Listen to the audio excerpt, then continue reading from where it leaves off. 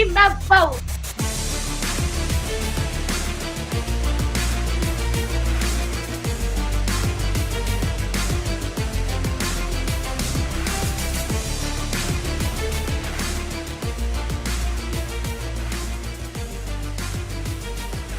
Court is in session with Ryan in Sacktown on If You Don't Like That. Now, Ryan in Sacktown. Oh, must be Rhino.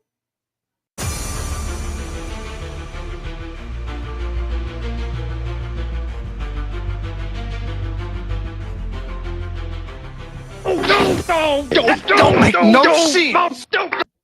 Is that about how everybody's head feels right now? We're coming off of a holiday weekend.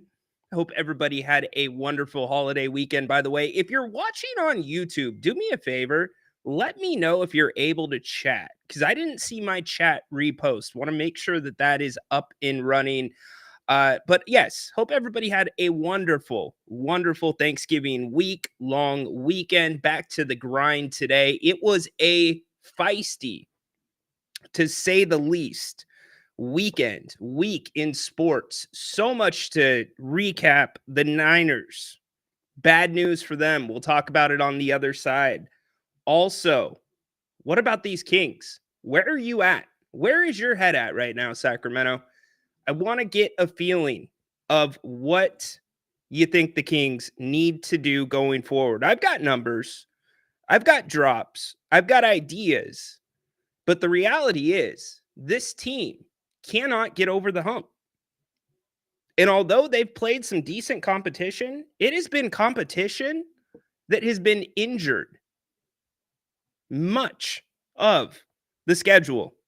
So Mike Brown goes all in, pulls the trump card, starts Malik Monk, and last night happens coming off of the heels of a horrendous performance in Portland, where Mike Brown, for the first time this season, ripped this team. Thanks, Al.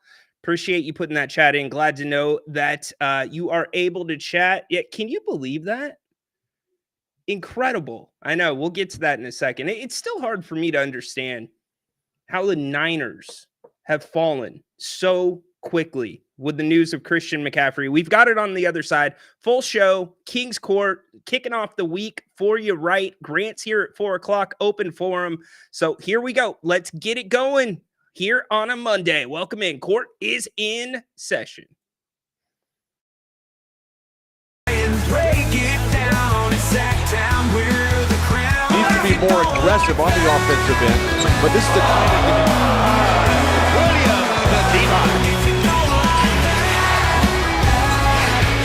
Fox, goodbye. Oh, if you don't like that, you don't like NBA basketball. Hold on. Let me cheer you up a little bit. Here we go. It'll cheer me up. Maybe it'll cheer you up too. There's a pony in here somewhere, is the old adage, with the boy scooping up the manure on Christmas Day and whistling while he was doing it. Here comes Santa Claus. Well, that's us. Little Jerry Jones for you here on a Monday. Welcome in. Ryan in Sacktown with you, the Kings Court, getting you started on a Monday. You know, Al, I have no idea what's going on with the program and the connection with Restream. We've had some issues, and we'll be transparent about that. It's not an issue that's on our end. It's an issue on the software's end. We use a software to broadcast, obviously, as most outlets do, most channels do. They are having an issue with Restream. We're trying to get it, or they're trying to get it all resolved on YouTube. We're working our way towards that. So thank you for the patience. We've got that service call in. I'm not so sure, Al, that it's not something on your end with the calls, because you're the only one having issues with the calls. Anyways, we'll take that conversation offline. How we doing? Monday that, quite frankly, I did not think we'd be having this conversation this early into the season, but we are. Al, we're going to be working that into the rotation. Yes, on this show, There is a phone line. It's not set up today, but there is not a phone line when Grant's on the show. So that is one of the new things that's going to be implemented here as we go throughout the season. So we'll get you all hooked up with that when it comes around. But a Monday that I did not expect we would be having these kinds of conversations. I mean, I expected the Niners to go deep into the playoffs. In fact, as much as I don't want to admit it, I thought the Niners would be in the Super Bowl at the very least, yet they lose another game last night in Buffalo. And by the way, those games look so fun to play in. The snow games, it's got to be cold. I get the guys think that they're tough by not wearing the sleeves and whatnot, but it was definitely a fun game to watch. Whiteout conditions, not so fun if you are a Niners fan, because it might have been the final nail in this hallowed coffin of a season that has included injury after injury after injury. And now you find out Christian McCaffrey just broke about 30 minutes ago. He's going to be hitting the IR for 4 to 6 weeks. By the way, Niners fans, you've got like 5 or 6 games left. You've got Chicago, Los Angeles, Miami, Detroit, and Arizona. Now, the one pillar, the one feather of hope that I am holding out to the wind, and I'm sure my man Al is doing exactly the same, is you are in the NFC West, where anything can happen. The division is not good. The Seahawks are not good. And that's my team. The Seahawks are not a good football team. The Seahawks are in part rebuild right now with a first-time head coach. The Rams, can they pick it up? We'll see. What about Arizona? Probably not. Now you lose Christian McCaffrey. I mean, I guess the question is, Niners fans, when Christian McCaffrey came back, and I mean this honestly, what was the feeling in your stomach? Did you think that you were going to have him and it's time to go? We're off to the races.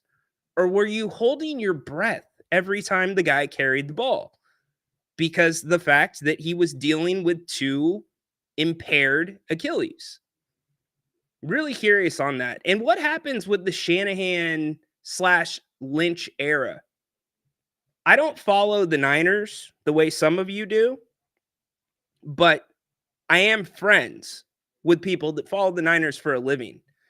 Damon Bruce, Larry Krueger, listening to their content, listening to their shows, brutal.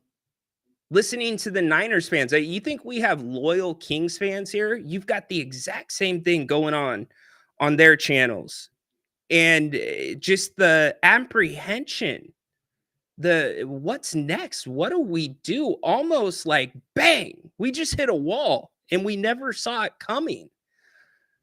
And Damon Bruce today on his show brought up an excellent point, a really good point. We talk about the injury reporting in the NBA being a joke, or at least I talk about it partially.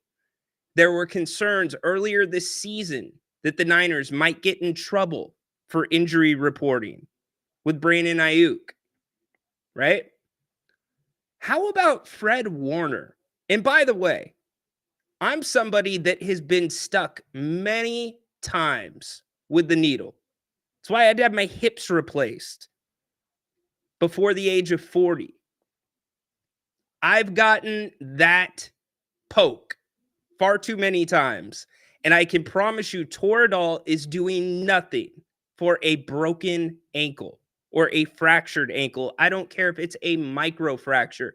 But back to my point, Fred Warner, and he even says, I might get in trouble for this. He discloses that he's been playing with a fractured ankle. How many of you put action on these games?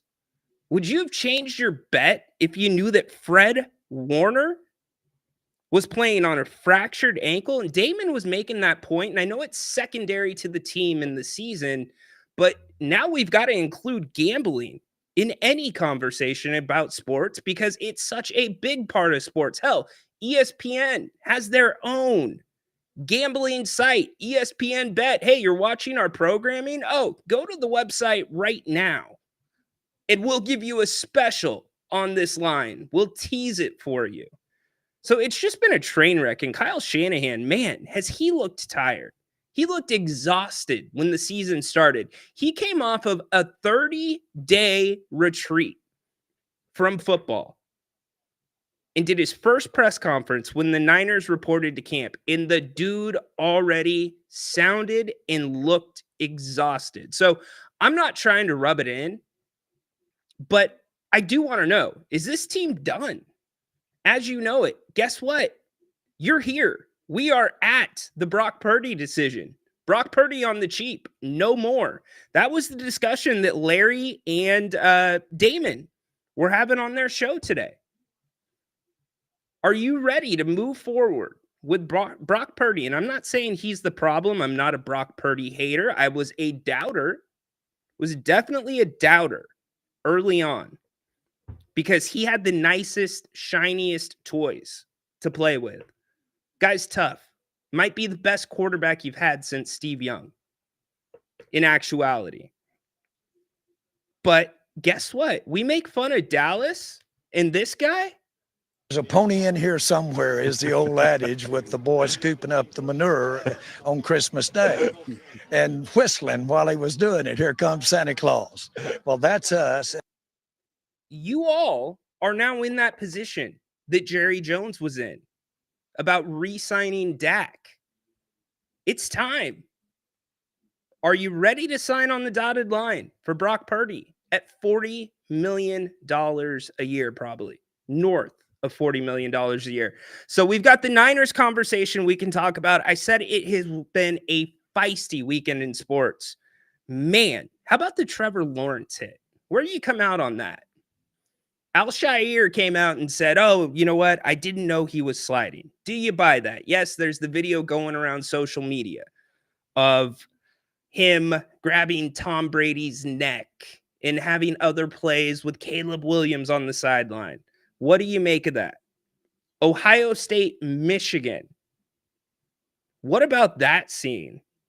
And how about Ryan Day? Holy crap. Would he have a job if they still weren't going to be in the college football playoff? Question there for you. We'll get to it. We also have, don't forget about this, just because we were off the air on Friday, we still have horsing around with the NFL. We got Liam's picks. We got Horse's picks for the Sunday games and the Monday game. We'll let you know where they stand. I'm excited to give you those. And of course, the main course, we have plenty of Sacramento Kings to talk about. So much to talk about on the Kings front. So let's get into it. I want to hear from all of you. If you'd like to call the show, you can use the QR code right there on the screen. Also, you can hit the link that is in the chat. I'll repost it right now for you. Where to start?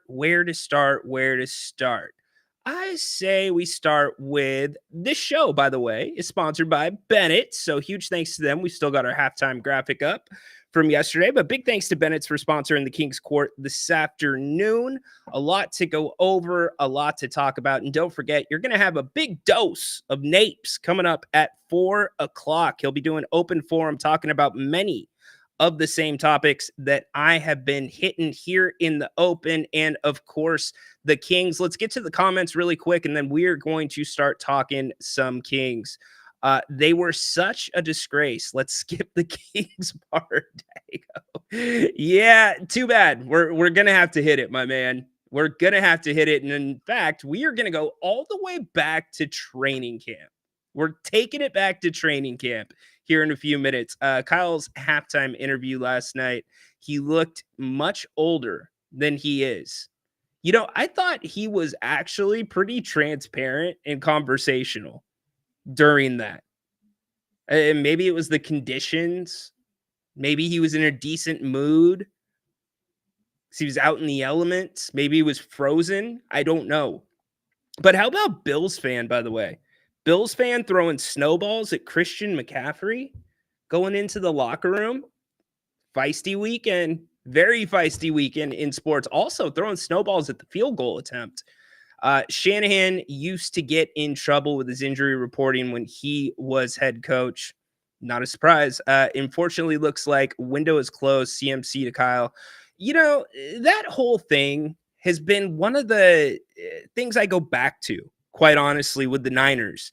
The extension to McCaffrey. I get you got to do it. You're going to extend McCaffrey, but don't you do a physical on the guy? Like, how are you blindsided that he's got 2 bad Achilles? And I get they've been lifetime friends. Haunted Horse throws that in all the time. Well, he used to babysit Christian. He used to do this. He used to do that. Well, okay, great. But at the end of the day, it is a business. You're accountable to 52 other guys on that roster. That's a lot of damn money. Not going to lie. Let's see. When can I call? We already got that. Tough sports season in NorCal. It has been really different, to say the least. I mean, what do we say about the Kings right now? Do we start with the positive? Do we start with the negative? Last night against the Spurs? Yeah, we're going there. I'm sorry. We're going there. We got to talk about it. Mike Brown ripped his team coming into this game. And not only did he rip them after the game in Portland, and when I say rip, understand it's nothing to run to social media to look up, because Mike Brown's version of ripping is still relatively soft. A word that keeps getting thrown around with this team, but I give him credit. I'm glad he stood up and said something publicly in front of the media. Me, for instance, I was getting tired of hearing the same thing over and over from Coach Brown. Let's go to the phones really. Oh, he just dropped. Al, my man. Al. Let's see if we can get him on really quick. He called back. Al, what's up, man? Can you hear me right? Yeah, I got you. I think I'm going to crash any minute now. So I don't know what's going on. I hope you guys can get the phone thing going. Can I connect with you through like X or something? Do I have to get on that platform? Because I'm going through YouTube, and I went on my phone settings and gave permission. So I don't know what it is. You're on right now. You're good. Let it fly. Okay. Yeah. Damn it. There he goes. I wonder if his phone's falling asleep and that's kicking him off. Because he was on for like 30 seconds. I bet it's the back timer on his phone. We'll figure it out. Al, I'll figure out a way to get you in here. If we can't do it today, we'll get you in tomorrow. So let's talk some more about the Kings. We'll stay posted to see if we can get Al on. Mike Brown rips the team publicly. He follows it up the next day in practice, in shoot-around, with this, which I was totally fine with. In fact, you know what? I'm not even going to play it. He reinforced the fact that the Kings have standards, which leads me to ask the question, well, what are the standards for this team? A team that's what now, 3 games under 500? If we're going to look at the bright side of things right now, you could say there is a lot of season left. You've got a ton of basketball in front of us. If you want to look at the downside of things, here it is. Look at the Western Conference. Excuse me, that is not it. Did I not put the West in here? Yes, I did. Here's the Western Conference for you. The West is playing really good basketball. You cannot afford to fall behind in the Western Conference. Something we knew coming into the season, something we didn't know is the Kings' next opponent, the Houston Rockets, which I'm not going to spend a ton of time talking about the Rockets today because there's no point. The Kings need to beat the Kings before they start thinking about beating another team. The Kings' record at home, horrendous. Absolutely horrendous. Where do you go if you're Mike Brown? What do you turn to? You pull out the one trump card, and I mean this, the one trump card that you have held in your back pocket since this run began, and that is Malik Monk starting. And things started off great, right? Great first quarter. I could talk about the first quarter for 30 minutes. I'm not going to do that. They score 42 points, and I am so glad that Mr. Moss is on the line, 'cause I wanted to talk to him about this. So we'll get to him in a minute. Al, let's try to bring you back one more time.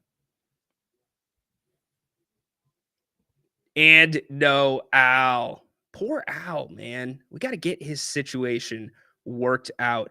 Anyways, getting back to this, here's what I want to take you to. I want to take you to this. This was training camp. This was training camp. If you remember, and I specifically remember this happening, Mason Jones, the first time the Kings scrimmaged, he had 3 really bad possessions. And you know why Coach dug into Mason Jones in front of the team and in front of the media for those 3 bad possessions, where one just compounded on the other? He dug into him because the same thing happened in the play-in game against the New Orleans Pelicans. De'Aaron Fox had 3 bad plays in a row at the end of the third quarter, and the Kings season was done. It was a wrap, right? So this was Mike Brown ripping the team in front of the media. I'm only going to play it for about 30 seconds because I'll let him recap it, but you should be able to hear it.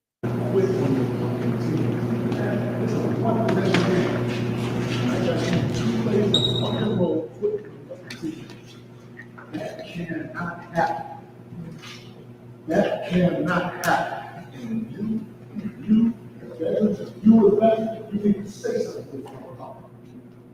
You need to open your mouth and say something to your teams, because that shit cannot.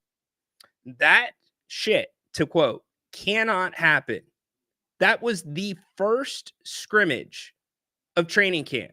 Here was Coach Brown after that scrimmage. Great things offensively, some great things defensively, and basically the last 2 possessions of the scrimmage, he turns the ball over and stops playing when Keegan steals it, and then he turns it over in the backcourt and he keeps running this way and stops playing. And I basically said, hey, in a nutshell, that can cost you a series. Somebody gets 2 quick bang bang.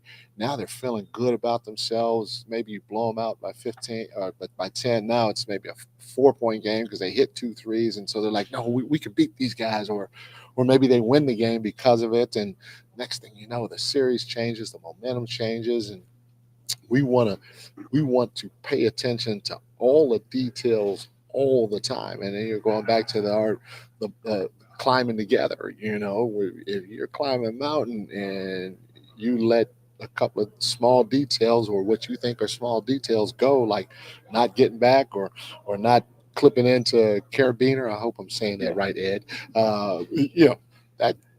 That could be drastic. Somebody. And that is exactly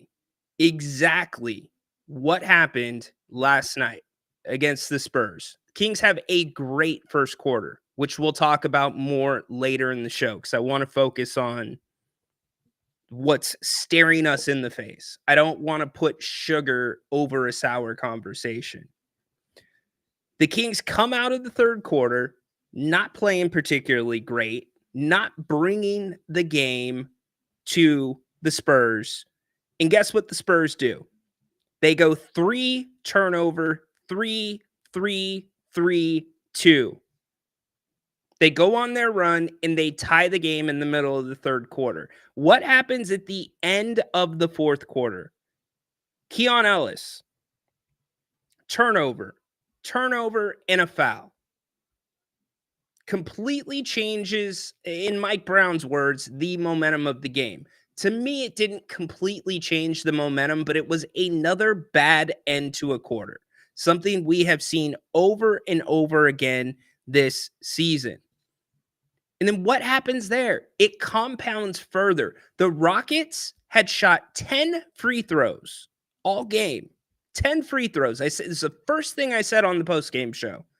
They shot 2 free throws in the third quarter. At the 10-minute mark of the fourth quarter, the Kings were in the penalty. By the 6-minute mark, the Rockets had shot 10 free throws in the fourth quarter, meaning the pace that the Kings came out with, the temperament, the physicality, gone. You can't play with pace when the game stops that much. And the rest was history. We knew what was going to happen from there. And if anybody wants to come on today or put in the chat that the Kings got screwed by the refs, that it was a travesty, that should have been a win, and it's on the Zebras, you're dead ass wrong. Let's say that foul gets called. I believe it would have been the first foul in the last 2 minutes for the Rockets, number one. Number two, you're still down 3 points. You're only shooting 2 free throws. Mike Brown doesn't have a timeout in his back pocket. Let's say the foul doesn't get called and the Kings get the rebound. You have no timeout. You've got to go the distance of the court in 5 seconds, which is more than feasible. But this team doesn't always get the best shot under pressure. In fact, halfway through the fourth quarter, you would have thought there were 30 seconds left on the clock, the way the team was scrambling to get a look. I mean, I thought when I went back and watched the game, excuse me, yes, the Spurs, thank you. I thought when I went back and watched the game, I had accidentally hit fast forward when the Kings were on offense. I hadn't. They were just going that fast. It was frantic. And they end up falling to the Spurs. Second time this year. Second time Wemby puts up 34 on you. And it leaves you in what state? Where do you go from here? Mike Brown pushed all his chips to the middle of the table last night. And somebody flipped over a full house or a boat. Done. Not saying the season's done, but you just pulled out your nuke, your big gun, and you couldn't even beat the Spurs. Think about that for a second. Mr. Moss, just who I wanted to talk to today, our Houston Rockets expert. What's up, dude? What's up, Rhino? Can you hear me? Yeah, I got you. Okay, cool. I'm at work today, so I don't get the camera on today, man. All good. You're spot on with your analysis, man. I was there last night, and I was very disappointed in the lack of focus in key moments. Let me start by saying this. Wemby's amazing, right? That 3-point shot of his has gotten a lot better, and he would come off that high pick and roll with Chris or Cassell, and he would just turn and shoot. I mean, sometimes you just got to tip your cap and say, okay, right? You're 7'4", you're not going to block the shot, but it is what it is. Great analysis on Keon Ellis. I thought he had 3 straight bad possessions, and that changed the course of that little momentum thing right there. And also, too, man, down the stretch, I got to give Chris Paul credit, right? CP3. I thought he ran the offense to a T with Wemby. They kept getting that switch with Wemby on the Kings smaller guy.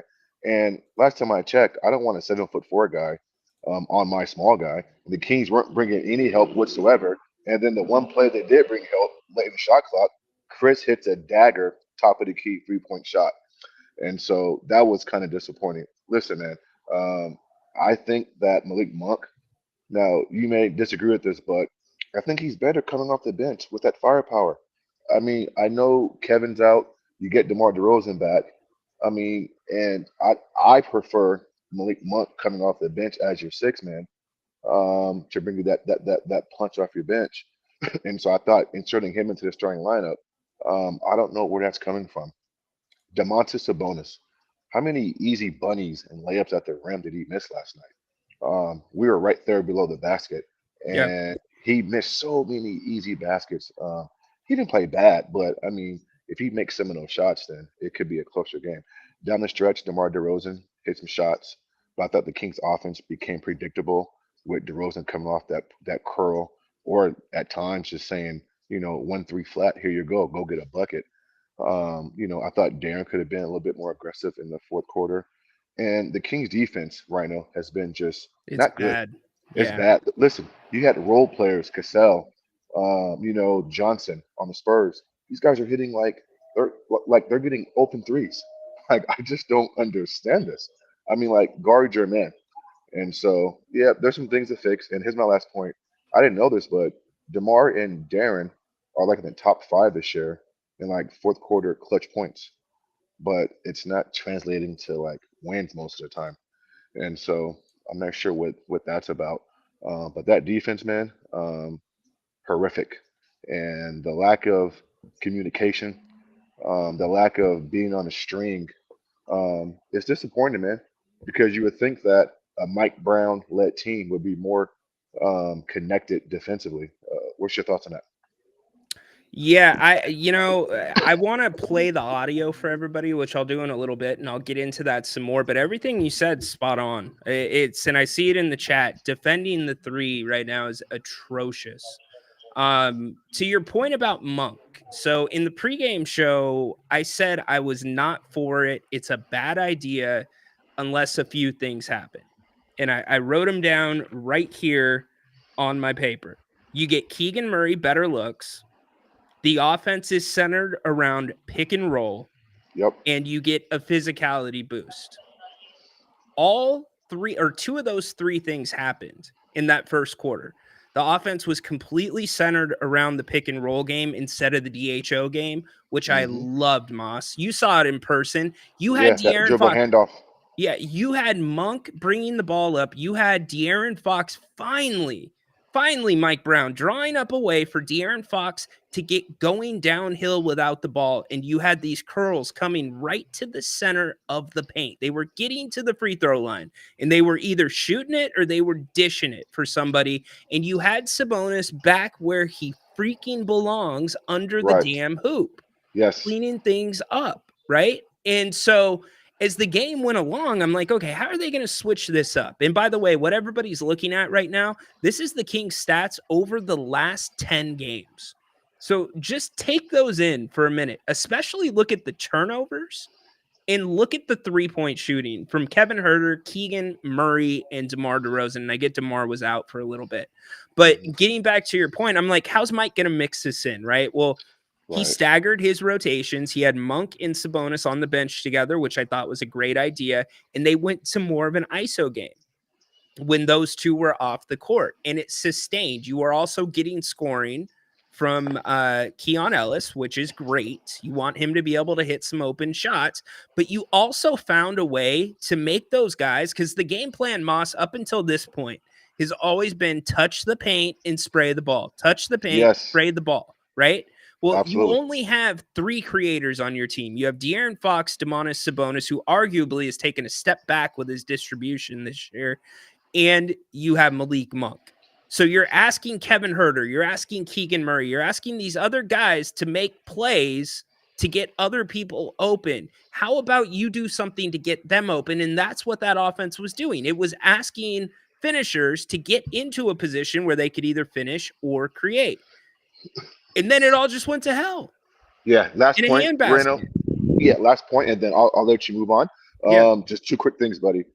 When they got into the penalty early last night with about 9 minutes and some change to go, I told my women, I says they're going to lose this game Oh, yeah.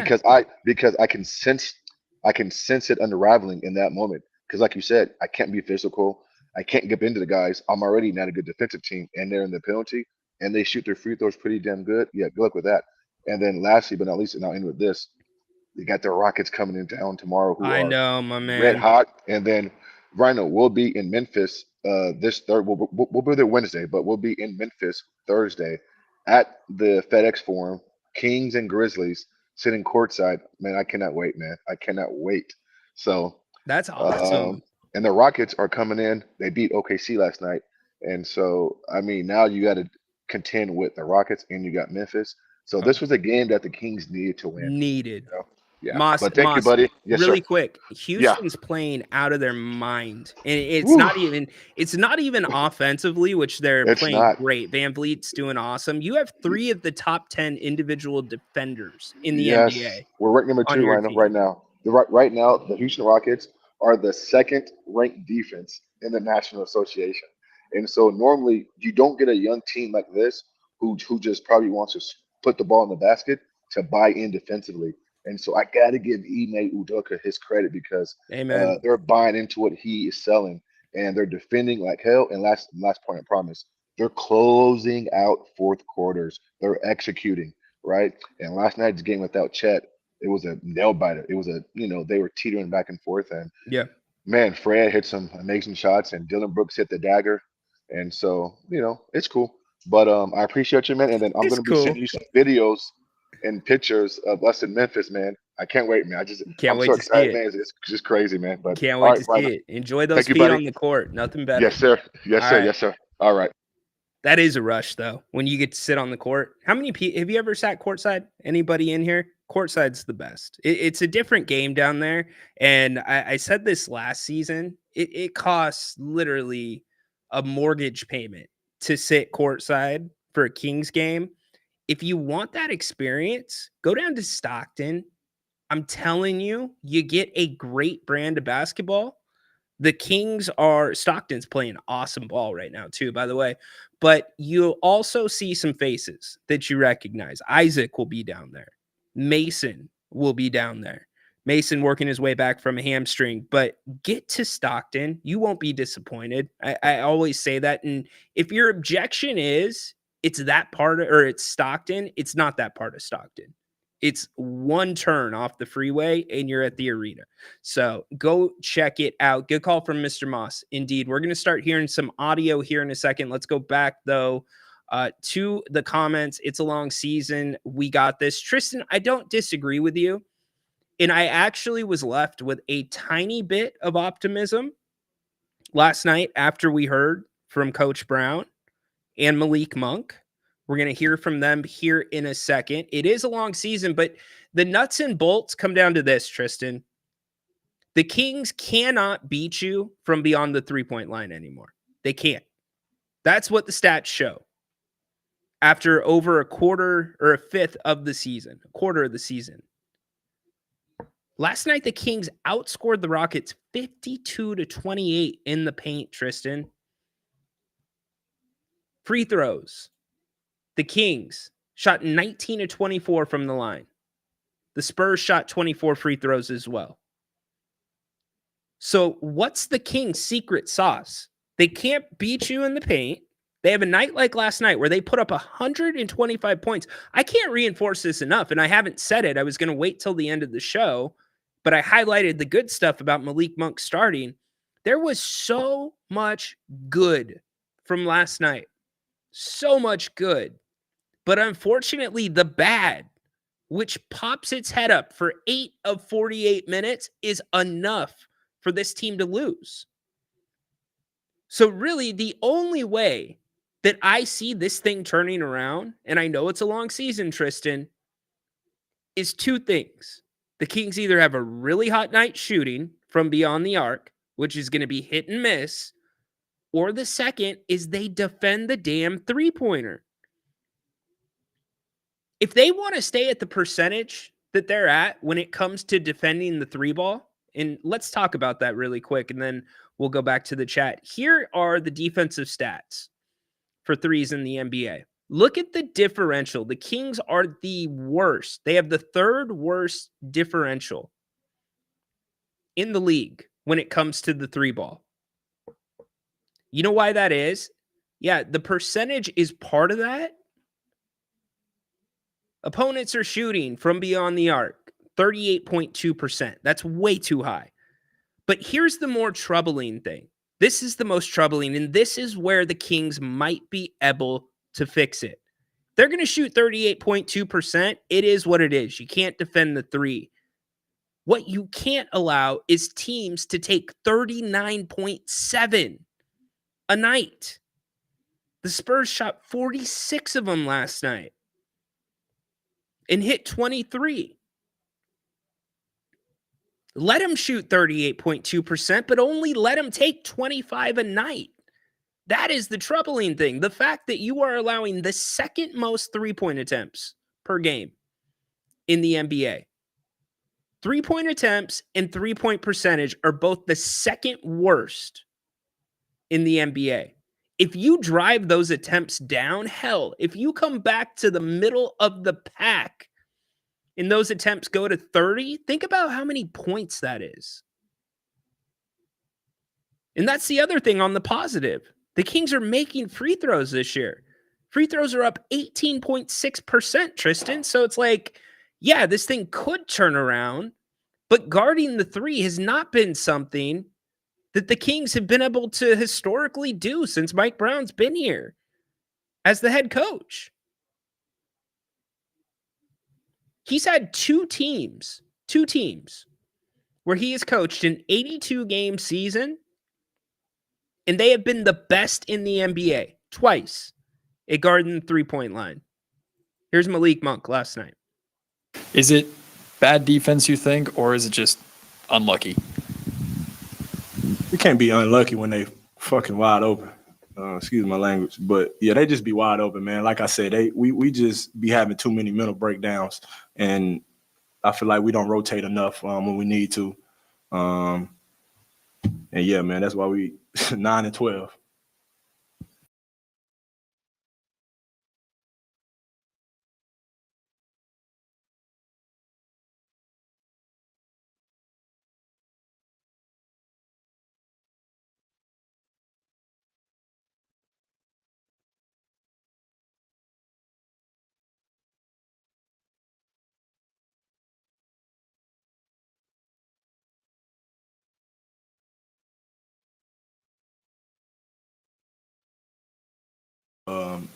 I'm gonna do what I have to do with the team to make sure we get over this hump.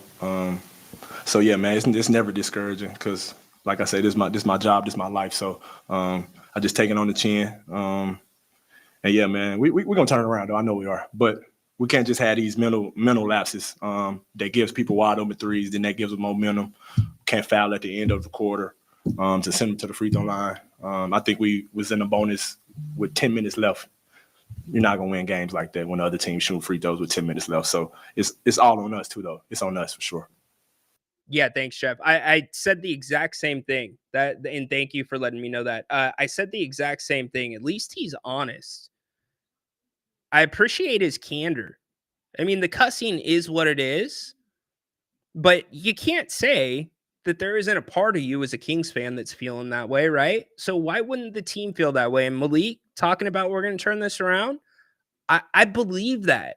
I'll say this, Carmichael Dave, somebody who I greatly respect in this city, he has been a big proponent about this team's just too good.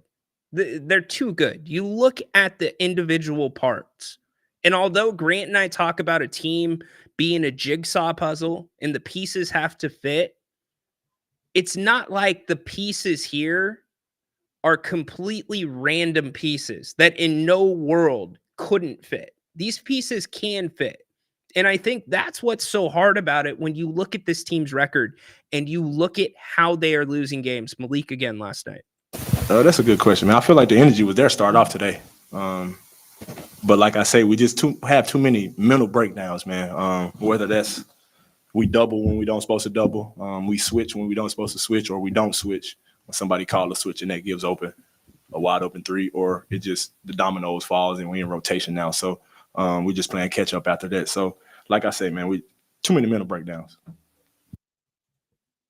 Mike Brown was not easy on Keon Ellis last night. He did not call Keon out by name. But although I pointed out the same thing, I'm not going to say that 3 possession stretch lost them the game. I'm going to say putting them into the penalty and allowing them to double their free throw attempts in a 6-minute period in the fourth quarter. They doubled them. That's what lost you the game. Here's Coach Brown. And I got to continue trying to find ways to help our guys in situations like that. And, calling timeouts, telling them to do it a little bit better. We did. But at the end of the day, maybe we need to, maybe I need to change something for them. Also, I thought our fouling was unfortunate. We had 3 or 4 plays, particularly at the end of the third. We had 2 or 3 turnovers at the end of the third quarter and a foul, I think 90 feet away from the hoop, that just changed the whole momentum of the game. And you have to keep your head in to the game at all times and not get frustrated with a call by the official and compound mistakes that were already made. And we just fell apart at the end of that quarter.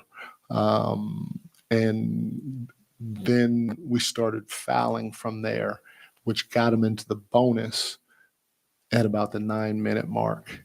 And you can't have a team in the bonus at the 9-minute mark if it's going to be a 1 or 2 possession game, because now it puts a lot of pressure on your defense and you can't be as physical as you want to be on that end of the floor. So we have to do a better job with our fouling, especially in the backcourt.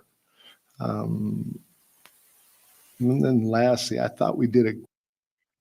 So that was Coach Brown.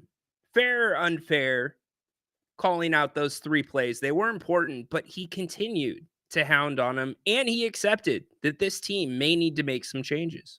You know, Matt, like I said, that's why I mentioned it, because I don't want our guys to feel like we played terrible. There are small details that we have to embrace and embrace them for 48 minutes in order for us to compete and be where we want to be. And if you don't, like everybody just sees missed that made threes. There's a big reason why there's made threes, and our guys know it. And it's not going to show up in the stat sheet. The only thing that's going to show up in the stat sheet is the made threes. And so embracing the aggression and the physicality of taking a 3 away is huge. It's not a stat, but it takes some work, and to do it play after play after play, that's not easy. But if you want to be great, I said this before the game, we have to have some consistency in what we do. It can't happen for 3/4 of the game or half the game or even 7/8 of the game. It's got to happen the whole game. So there are a lot of things to be excited about. I mean, even IJ, the way he played, he's playing in the G League 3 games ago. And you can see the difference having that athleticism, speed, the length on the floor, what it does for our team. And he might be the one guy that I give a pass to for fouling in the backcourt, because he's still learning. And his fouls were trying to rebound, offensive rebound, and aggression going after. He's been good. He's been pretty good. Look, he threw a couple grenades last night, but Isaac has been pretty good. As you saw, I had the printouts out from last night at the arena, the stat sheets. You can see that first quarter that's detailed possession by possession. That is how the Kings can get back on track. Now, a question that a lot of Kings fans are asking, is Malik Monk going to be the starter going forward, Coach Brown? Malik's going to start. He's going to start. And will there come a day I want to change it? Maybe. I don't know. But what we've done so far hadn't resulted in good things in terms of our records. So I felt like I needed to shake it up. And, again, it was good. But at the end of the day, we still lost. And it's about winning and losing in this league. And so we got to figure out, I'm going to definitely give it some time, and hopefully we can figure out doing the things we need to do to get over the hump. But it was just about shaking it up because what we were doing wasn't working. And it still, unfortunately, is not working as the Kings fall last night 127-125 to the Spurs. Second loss of the season. Second to the Spurs. Wemby, another big night. Jeffrey, I think it's an excellent point. Jeff, it is an excellent point. Can I call you Jeff? I'm sorry, Jeffrey. You are asking a lot of Isaac Jones. But look, if somebody's ready for it, and I'm not saying Isaac is the same kid as Keon Ellis, but Isaac's story is very similar to Keon Ellis's story. I'm not going to bat you over the head with the details of it like you get every time he makes a play on TV. But what I am going to say is he's another guy that was undrafted. He was another guy that, in collaboration with the Kings front office, the Stockton front office. Thanks, Jeff. Appreciate that, sir. Appreciate that, my man. I will acknowledge that. Acknowledge me. In collaboration with Stockton's front office, it's a kid that they saw talent in, they have developed, they gave an opportunity to in training camp. And considering the amount of time that he had on the floor in an NBA position, in an NBA environment, they saw more potential and they kept polishing him. And he's been going back and forth between both teams. Now, he's going to be predominantly with the Kings up until he hits the maximum amount of games that he can play as a two-way player. And the Kings are going to be faced with the exact same crossroads that they were with Keon Ellis, where you have to bump him up to a full-time roster spot. And as of right now, the Kings do not have a full-time roster spot. Now, is there a way to make room? Is there quote-unquote fat to trim off of this team? Is there trades to be made? There's reports out there that Trey Lyles, Kevin Huerter are going to be shopped. What kind of report is that? I could have told you that before the season. Of course, if they were shopped last season, they're still on the market today. The question is, does anybody want them? And at what value? They're two decent trade pieces, and we're not going to make this show about trades. They're two decent pieces that are a bigger part or a smaller part of a bigger trade. They make the salaries work. So who would that bigger player be? That's for another show. We don't need to get into it. But going back to Isaac's journey and what they're asking of him, absolutely. Working with two different head coaches, working with different training coaches and player development coaches between Stockton and Sacramento. All I can say, and I plugged Stockton earlier, and I'm not getting paid by Stockton. I have no benefit from Stockton, but Gabriel Harris and the team down there in Stockton, they're doing it right. And for the second season in a row, they're giving Kings fans a little bit of hope, something to hang on to. Well, what if this player can get better? And it's a player that nobody wanted. The kid was undrafted. So, yes, they are asking a lot of him. And you're going to see little mistakes here and there from him. But the bottom line is this team has not even come in to the meat and potatoes of their schedule. Mr. Moss laid out the games that he's going to be going to. And as I put the schedule up for you here in a second, they've got a lot of home games coming up here in Sacramento. And, you know, I don't know how I'm feeling about this right now. You walk into Houston, or Houston walks in here, then you're hitting the road for that 2-game stretch. Then you're back home, Utah. Even though Utah is the worst team in the NBA, any confidence that they can't pull off what San Antonio did? And then you've got 3 games against the Lakers in the month of December. 3 big games. The Lakers already won the first, and that one I shouldn't say I put on Coach Brown. That was a coaching loss. But the Kings' schedule, the Kings' record at home. Kings not good at home for some reason. Exactly right. Malik was asked about that actually last night. Seeing if I have that drop. Malik was asked about the home record. Is it bad defense, you think, or is it just... Oh, we already heard that one. Oh, there it is. Here's Malik talking about why the Kings don't click at home. Oh, that's a good question, man. I feel like the energy was there to start off today. But like I say, we just have too many mental breakdowns, man. Whether that's we double when we don't supposed to double, we switch when we don't supposed to switch, or we don't switch when somebody called a switch and that gives open a wide open 3, or it just the dominoes falls and we in rotation now. So we just playing catch up after that. So like I say, man, we too many mental breakdowns.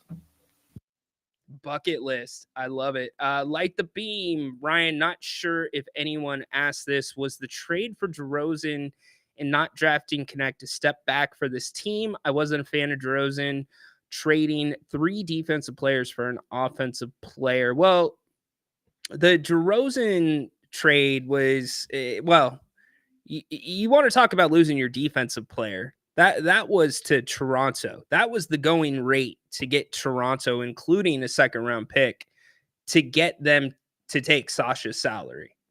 And Sasha actually walked away from the NBA, as we know. I'm not ready to make a judgment on DeMar DeRozan and whether or not it's a good fit. I still need to see more. If the Kings run a similar offense to what we saw last night in the first quarter, and I'm not saying because they scored 42 points, I'm saying they switched their offense. Their offense flipped on its head in that first quarter, completely different than anything else they had run all this year. If that's going to be their set going forward with that starting five, then I think the way this team looks at DeMar DeRozan and the fan base, the way they look at him fitting or not fitting, may very well change, because that style of play plays towards DeMar. And in fact, it almost opens DeMar up and it opens the other guys up, because you've got DeMar sitting there on one side of the court and you have to make a decision. Are we going to leave somebody on an island on the weak side with DeMar and help over on those ball screens that are at the elbow? Or are you what are you going to do? So we still need to see more there. Dalton Connect. That is one that I think this fan base, and Grant's been talking about it, and it's been in the back of my head. I thought Dalton, and I'm not trying to be a Monday morning quarterback here, I was surprised, very surprised, that Devin Carter was the pick. And it's super unfair to Devin because we don't know if he's going to be any good, right? He could be great for all we know. But they had so many guards already. And I get you draft best available, but what may haunt the Kings is best available and also position of need may have been the same player in Dalton Connect. Anybody that was with me draft day, go back on my timeline on draft day. I'm like, oh, it's going to be Connect. It's got to be Connect. He fell in the draft because of his age. And it was a draft that was very subjective. It was not an objective draft. Like, this is the best player. Teams basically took the guy that they were highest on in collaboration and combination with the guy they thought they could develop better. And so the Dalton pick, yeah, that stinks. It's everything the Kings needed. It's a little bit of swag. It's shooting. It's basketball IQ. So Devin may be very good for this team, but you got a little bit of a logjam there at that position right now. And who knows? What's the learning curve going to be for Devin guarding the ball? So, yeah, surprise too. Whitey walk away. Not good or missed home cooking. I think from the people that I talked to around the situation, I think the NBA was a little too much for Sasha. Now, take that for what you will and take it for however you want to apply it. You could say, well, he'd rather be a small fish or a big fish in a small pool rather than a small fish in a big pool. Take it for what you're saying, being away from home. It could have been the style of the game, just more comfort and contentness with where he was at in Europe and where he could be at in Europe. When will we see Devin play? He's not being reevaluated until the end of January, early February, reevaluated. Now, he has been traveling with the team. He's also, by the way, too, I didn't say this at the start, Kevin Huerter did practice today. So we'll see his status for tomorrow. I believe Sean Cunningham put him as probable. Don't quote me there, but I know he did practice today. Devin's been traveling with the team, also doing some shooting, participates in free throws, things of that nature in practice. So he's trying to work his way back, but we very well could get to a point in this season where it doesn't matter. Where it doesn't matter whether you have Devin back or not. The season could be gone by that point. And I'm not trying to be doom and gloom, and I'm not saying that that's going to be the case, but you continue down this path that the Kings are on right now, you are looking at some significant decisions that need to be made. I mean, you already have those decisions staring you in the face as we sit today. But those decisions are accelerated if this continues with this team and staying under 500 and being towards the bottom of the Western Conference and not being in playoff or even play-in contention. Those decisions that I'm talking about, De'Aaron Fox,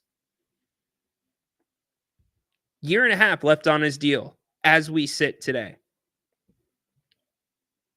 Remember, I was reported right after the season started. I put it out there in June that De'Aaron would not be re-signing with the team or signing an extension with the team because of, one, the Supermax, but what was more striking to me was that De'Aaron wanted to see how this team developed.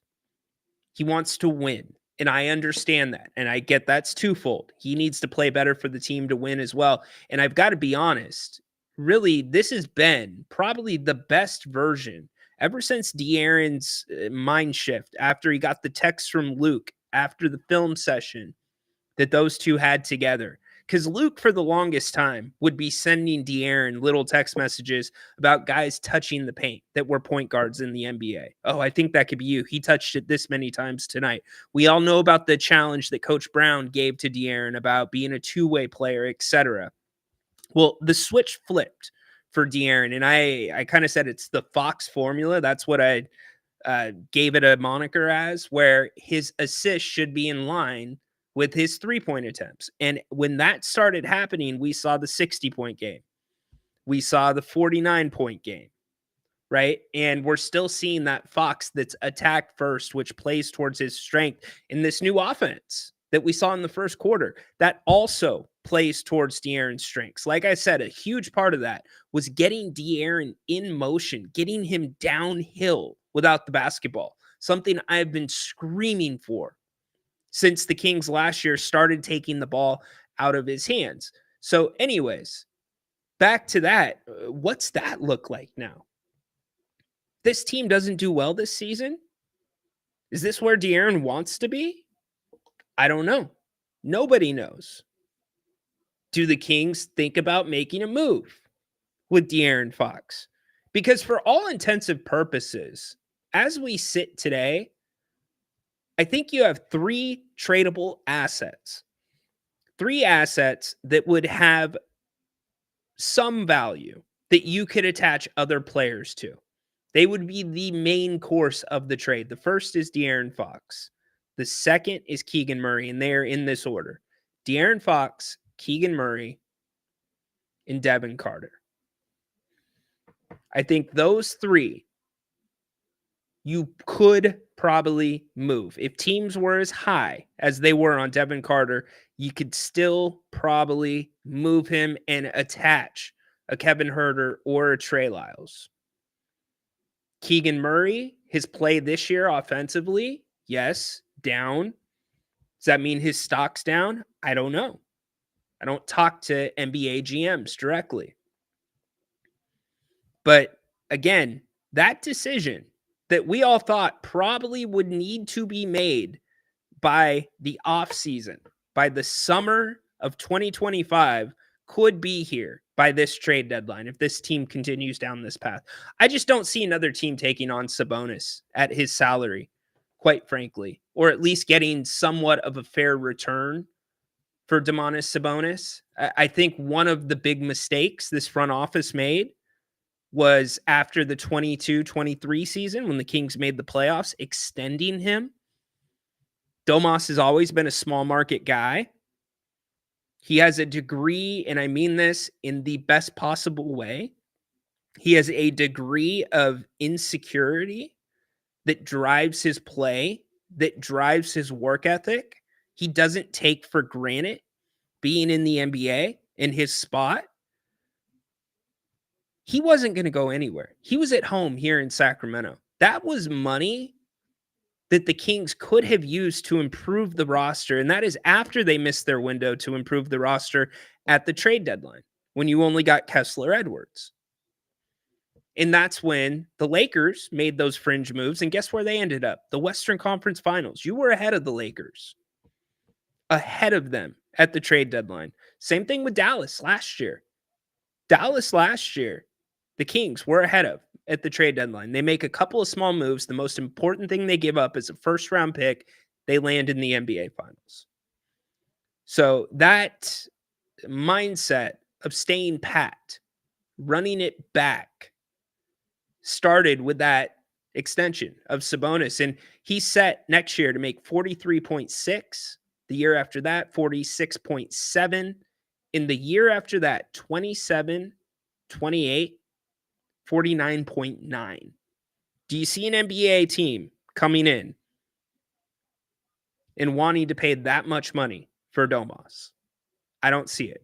But who knows? We're getting way off track here. Let's go back to the phones. Abe, what's going on today, Abe? Hey, what's up, Ryan? How you doing, buddy? Doing good, brother. I just wanted to chime in as far as what you were emphasizing on Domas. I mean, after having him for a few seasons, I truly don't think that he is, how should I say, like the all-star center that he was a few years ago. I'm starting to kind of lose faith a little bit in Domas. I hate to be a little bold, but also, clearly, what's his name? Murray isn't really performing as well as we thought he would. He came out the gates this season, with really good defense, offensive boards, and all that, but he Right. just struggles, obviously, to bring his shot. Just having a few pointers here, I jotted down. The 3-point shooting, like we literally can't seem to make any of our 3-point shots. I remember when we had that playoff season where we were just an absolute threat from beyond the arc, and we had Herter shooting it. We had even Terrence Davis. We had Fox. We had almost all of our team members were capable of shooting the three and getting hot. Right. And I feel like now we just kind of picked up just a bunch of mediocre players, and us being a small market team, we seem to praise these mediocre players like players like they're somebody significant when they really aren't. And at the same time, like I feel like Coach Brown just, I get that he's, keeping always looking after the benefit of his team, but at the same time, I feel like with that, he's losing accountability. He's not giving the players the accountability that they need to hold for when they mess up and stuff like that. Because even Keon Ellis, we were we were really high and head over heels about Keon Ellis for a minute, but then like when I noticed him, defending and having one really good game and then going missing for the rest of the week, it's a bit concerning. Um, what do you think about all that, Ryan? Yeah, no, I appreciate the call, Abe. Good job, man. Thanks, brother. Call back again. Love to hear from you. Good job by Abe. Love when we get new callers. Love it, Abe. Good job, dude. You even get Acknowledge me. I think a lot of what Abe said's true, and I think it's true of most small market teams. Yeah, we value guys that are probably not superstars in big markets, but they're stars here. Not taking anything away from them, but De'Aaron Fox isn't going to get a super max in New York. It's not going to happen. Rarely, like an Anthony Edwards comes around that would get a super max in every market, and you try to hang on to those guys. Look, I think sometimes we forget, and Anita made an excellent call last night. She talked about, her and I had a lovely lunch in the off season, and she talked about how much the team was going to miss Davion Mitchell. So I think there is a part of the Kings fan base, a part of me, a part of all of you, that sometimes we undervalue certain players and we overvalue others. And it's probably true of most fan bases in general. It's not a Sacramento thing. I think we undervalued what Davion Mitchell did for this team. Now, Keon Ellis, I think we're all desperate to see this team get better. So I don't think it comes from a bad place of we're ignorant to basketball talent. It's just we want it so bad. We want to make the playoffs. We want to get that ring, right? That, oh, Keon might be the guy. He might be the guy to take us. When in reality, it's like this dude was not drafted into the NBA. And as for the accountability, Abe, what's Mike Brown supposed to do? He has no bench. You can bark all you want. There's no bite. Mike Brown just took the biggest bite of the pie that he could last night. He sent the biggest possible message he could to that locker room by starting Malik Monk last night. There was no bigger move that Mike could have made last night. So I think in some ways, Abe, that was kind of the shot across the bow. Like, all right, guys, I'm serious now. I ain't messing around. Now, who do you flaw there? Or who do you fault there? Is it Monty McNair for not giving him a deep enough bench? Sure, possibly. And to your last point, really quick, and then we'll move on in a second.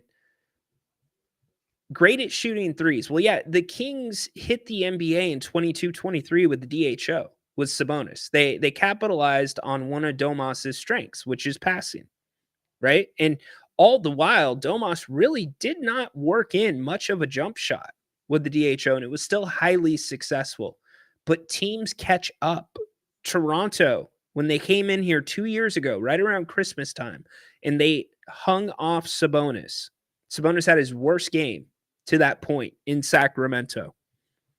And then the secret was out. The scout was out. And you didn't see every team do it, but you started to see it more. And then you get to the playoffs against the Warriors, and you have Draymond Green literally standing under the hoop while Domas is on the perimeter. And the Kings didn't know how to react to it. So I think, and I go back, again, I hate to say this, but I go back to the summer after the Kings made the playoffs. They didn't adjust. They extended Domas. Trade deadline. Didn't adjust. This offseason. Didn't really adjust. You got DeMar DeRozan. I shouldn't say that. They adjusted this offseason. But were the adjustments too late? I guess maybe we're starting to see the answer to that. And I think that bleeds a little bit into coaching too. I think this team sometimes is late to adjust. Now, granted, Mike Brown last night, he sure as hell wasn't late to adjust. He called quick timeouts as soon as he saw something he didn't like, to the point where he didn't have a timeout in his back pocket. So the NBA catches up, and I feel like the Kings, to a degree, have been left behind. That's where I'm at with that. Great call, Abe.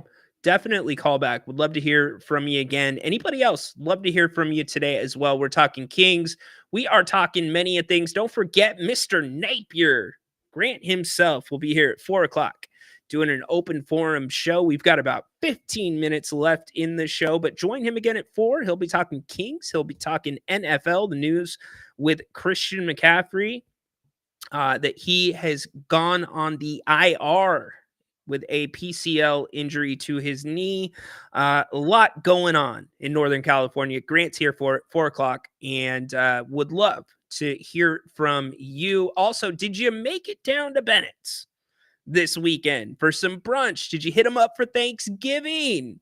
Well, if you didn't, not too late, not to worry. They've got brunch this weekend. They'll be doing Christmas specials later this month as well. Want to give them a huge shout out for sponsoring today's episode of the King's Court. Go to bennettsrestaurants.com. You can learn about all 3 of their locations here in the greater Sacramento area. Prime cuts of seafood and steak. Also, I'm a sucker for their specials. Their specials are incredible. I talked about the brunch, happy hour, 2 to 6 o'clock, Monday through Friday. They've got 60 different wines by the glass. Make sure you take an Uber if you're going to try all 60.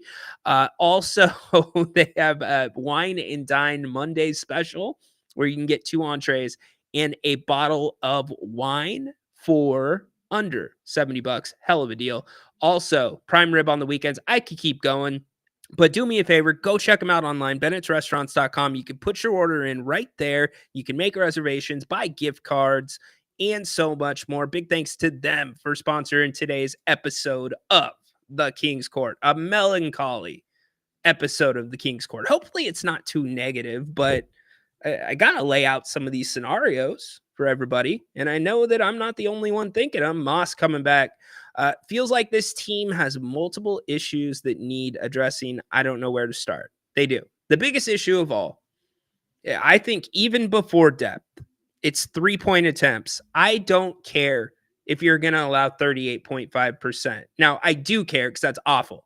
It's second worst in the NBA. What I care about is that you also give up the second most attempts in the NBA. That's the problem. How can you negate some of those 3-pointers? Malik Monk talked about communication. A lot of talk in the media about that today. Mike Brown talking about their reds, which are their switches, and how they were not supposed to switch at the end of the game. And Foxy called out a couple of them, and that's how Wemby ended up with some of the matchups. Yada, yada, yada. Before any of that, it's the 3-point attempts to me. The 3-point attempts absolutely need to come down. Do what you need to do to make them come down. Coach, that's why you are paid the big bucks. That is why you are an NBA coach, and I am not.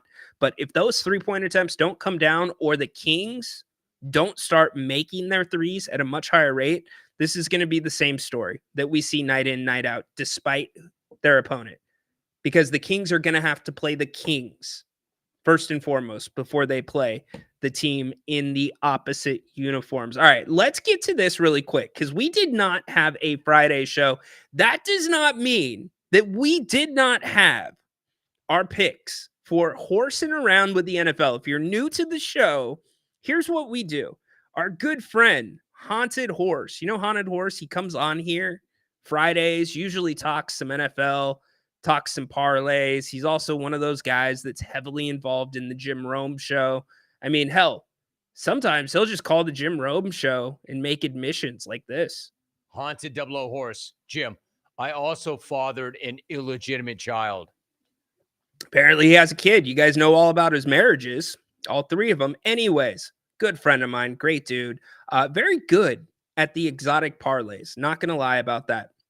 So I decided, since I had picked a few games and sometimes my picks clashed with his were wrong, mine were right. I'm having an okay season in the Pick'em League. Nothing to write home about middle of the pack.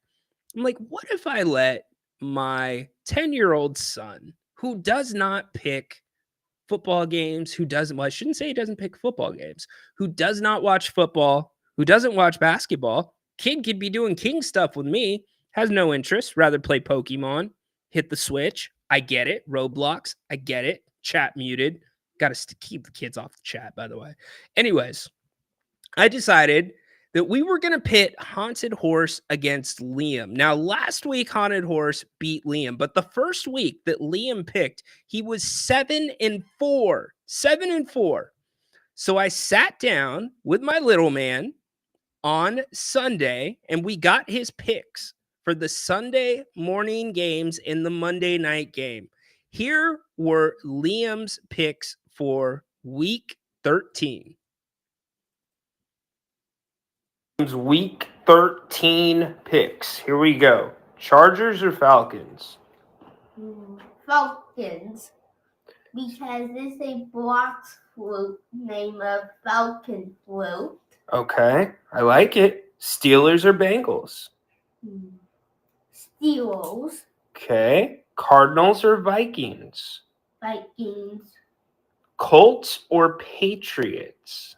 Patriots. Seahawks or Jets? Jets. What? Jets? Yes. All right. Titans or Commanders? Titans. Texans or Jaguars? Jaguars. Saints or Rams? Rams. Buccaneers or Panthers? Panthers. That's because you like cats, right? Mm-hmm. Yeah. Eagles or Ravens? Ravens. 49ers or Bills? Bills. That's a good pick.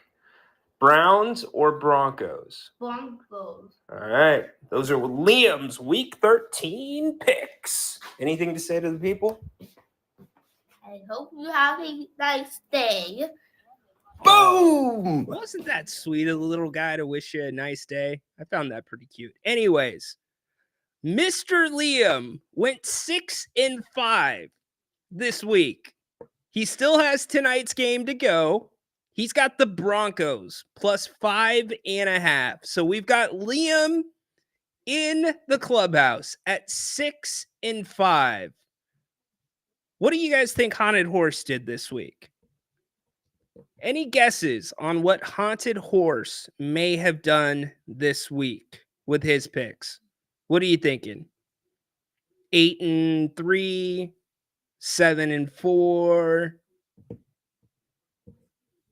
3-8. Haunted Horse on the week. 4-7. 4-7. So tonight's game doesn't matter. It does not matter. Liam has won the week. For the record, Haunted Horse has the Browns plus 5.5 this week or tonight on Monday Night Football. Liam's got the Broncos minus 5.5. So there you go.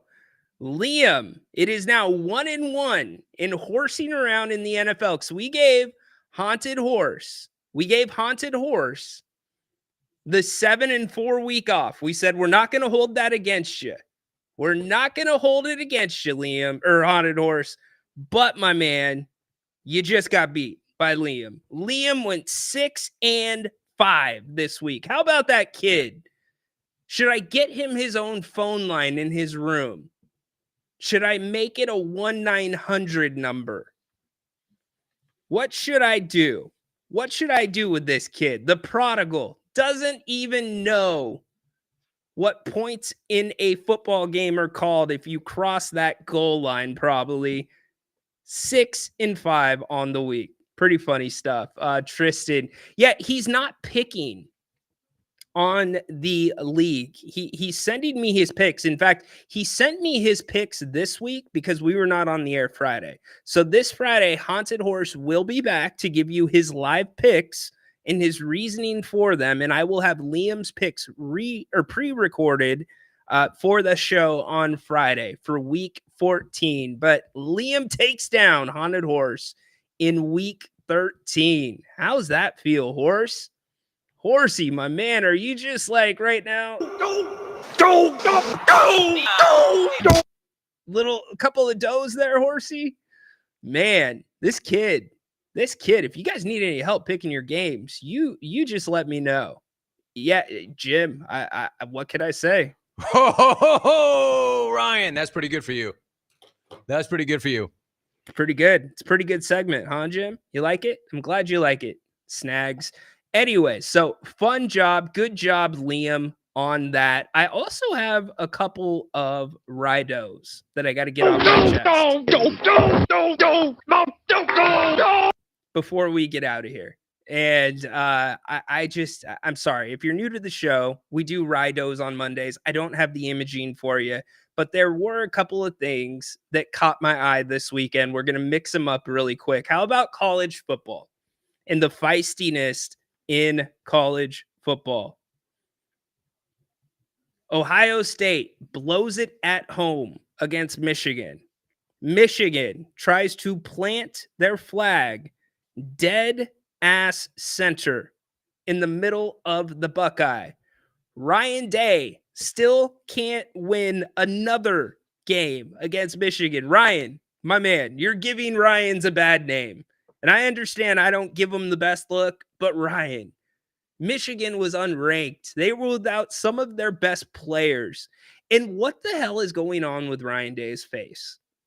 Am I the only one looking at him on the sideline and looking at him after the game, bewildered, almost frozen? Like he was frozen while the players were fighting. They just had the camera on him. And he's just standing there looking. He looked like a doll. He literally looked like a doll. I thought about the Seinfeld episode. I'm like, is this guy putting on man cake before these football games? I couldn't figure it out. So Ryan Day, definite dough for you. Okay, let's mix in another one. I don't have any imaging for this one, but it's going to be pretty simple, and it's only going to be one sentence. And here it is. Here's my Rido for the week.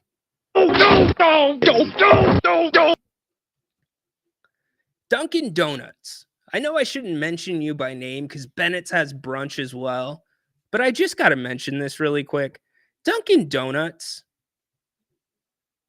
aren't you good at making donuts? I get your coffee's okay, but isn't donuts your things?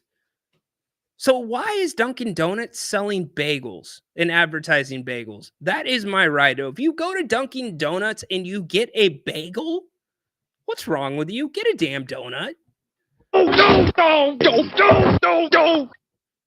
And the last one, of course, the NFL. How can you ignore it? Al Jair just laying out Trevor Lawrence. That to me was complete garbage. He came out with a statement today backing up his position, saying he did not mean to do it. By the way, he is expected to be suspended. For those that did not know, he is expected to miss some time per Adam Schefter.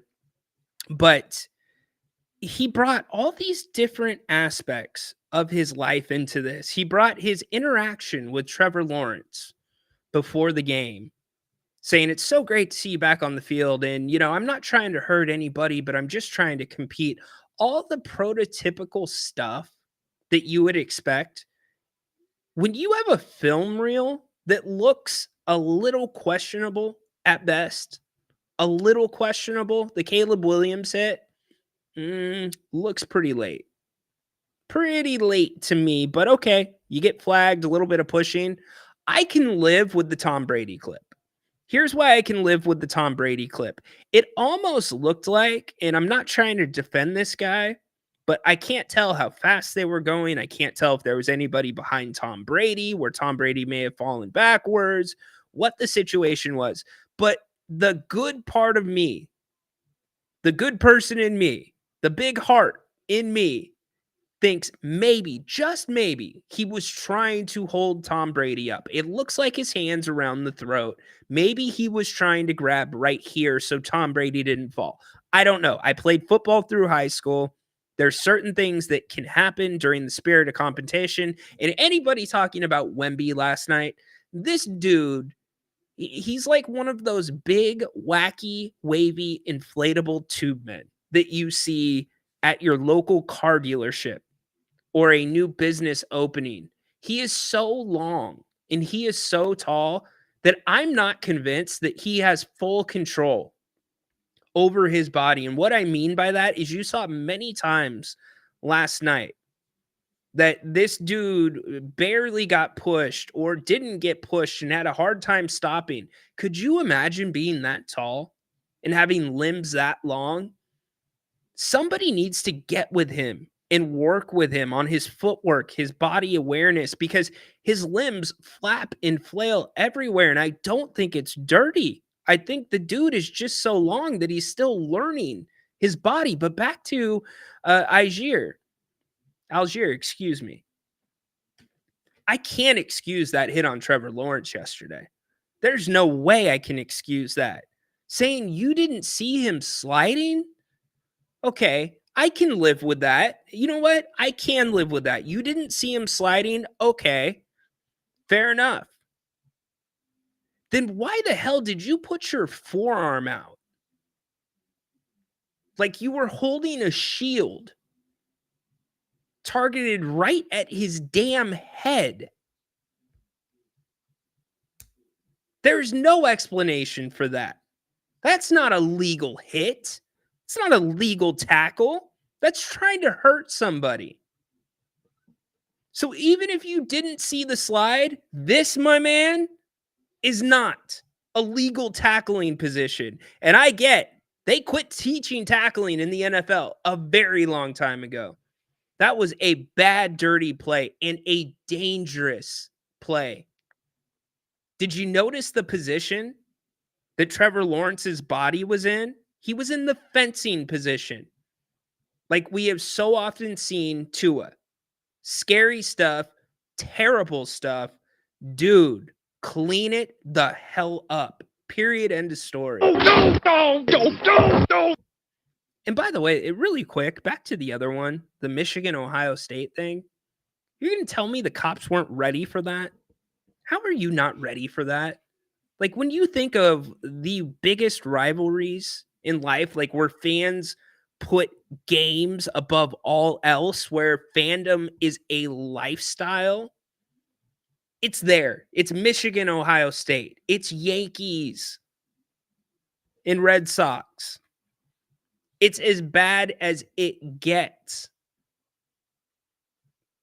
You didn't have the cops already on the field? What are we doing? You had some cops. You're not going to stop those guys. And if you're an Ohio State player, I get defending your home turf. I get defending your logo. Any of you who have been in a pro locker room, especially a hockey locker room, you don't step on the logo. You never step on the logo. Some locker rooms have railing around the logo. For those that aren't in the know, you don't step on it. You saw what happened to T.O., right? But if you're an Ohio State guy, dude, you might not be playing in the championship games, assuming they make it there. They still should. Let's see. We'll wrap up with this. Do you think the NFL should change the slide rule? Seems the quarterback is too exposed, but not sure what else they can do instead. You know, Tristan, it's a great point, my man.